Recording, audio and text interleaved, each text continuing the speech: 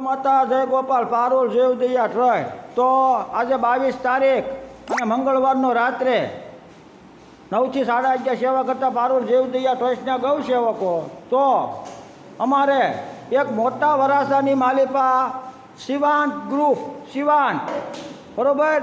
તો અમારે આ નિરાધારને અનાજ આમ જોવો, બાકી આનું કોણ આ બિચારાનું હે. તો અમારે શિવાંત ગ્રુપ આ બીમાર ગાય માતા માટે દવામાં 25,000 રૂપિયા આ બીમાર ગાય માતાને એ અર્પણ કરે છે. પણ મારા ભાઈ, આ તમે ગાય માતાને નહીં, ખુદ ભગવાન કૃષ્ણને અર્પણ કર્યા છે હે. કારણ કે ખુદ ભગવાન ક્યાંય નથી જઈ શકતા, એ તમારી જેવા દાતા થકી જ અહીંયા પોગાડે છે.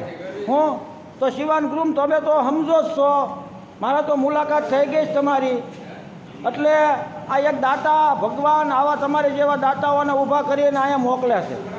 તો તમે જે અહીંયા દવાના 25,000 રૂપિયા આપ્યા છે, તો આ એક પાંજરાપોળ છે, કોઈ પ્રાઇવેટ ગૌશાળા નથી. બાકી આનું કોણ હે આમ જોવો આ બિચારાને.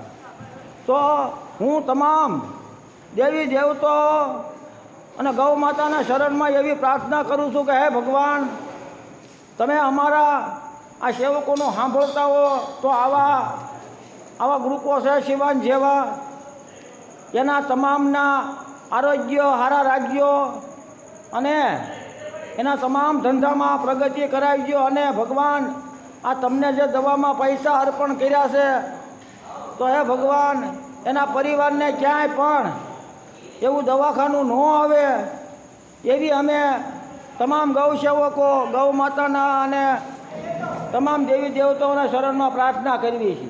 બાકી આને કોણ બિચારાને દવા આપે હે.